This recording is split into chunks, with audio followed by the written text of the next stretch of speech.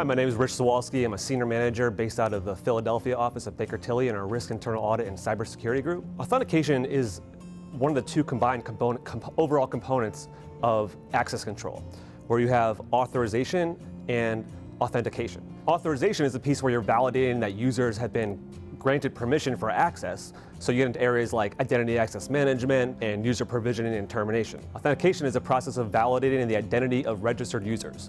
So most commonly we see this in the form of a password. A little while ago, NIST released updates to their digital identity guidelines. So NIST reversed their stance on certain password requirements that had been commonplace before this. They reduced the stringency for the requirement of periodic password expiration. They eliminated complexity. And the reason for this is because typically the average user, when forced into a complex password that expires frequently, they'll forget their password.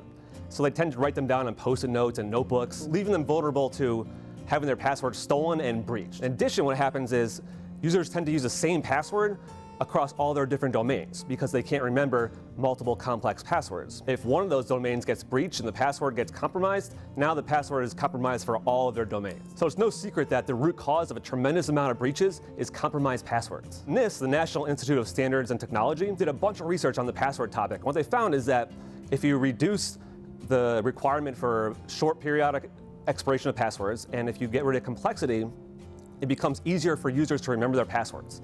And if it's easier for them to remember their passwords, they're not writing them down on Post-it notes, and they're not using the same password across multiple domains. Within NIST digital identity guidelines, the recommendation for periodic password expiration has been reduced from 60 days to something like 90, 120, or even a few months down the line. The idea is if you stop forcing users to change their passwords so frequently, they'll remember them on a more frequent basis and not write them down on Post-it notes in areas that are going to lead to vulnerability. So of course there's a catch, because unfortunately we don't live in a world where security pronouncements are going to come out any day soon that says, you know what, why don't you ease back on some of your security requirements and call it a day.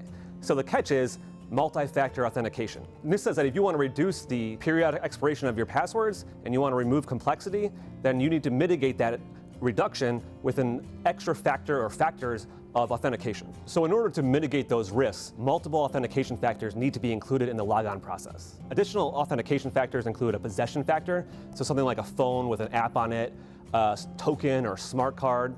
You also have something like a biometric factor, so facial recognition or an iris scan. And then there's location factors, where you bring in something like near field communication, where you have a device that needs to be scanned to another device that needs to be within the proximity of each other. Another notable item from NIST digital identity guidelines is the recommendation to extend password configurations to up to 64 characters long. And this is so that users can have a password that's a whole sentence and has multiple words in it instead of just the typical 8-character password phrase that we see. By doing this, having a password with words and letters is going to be tremendously difficult for an automated program to brute force based on the number of combinations that the password can be. So in summary, you don't necessarily need to use crazy passwords anymore.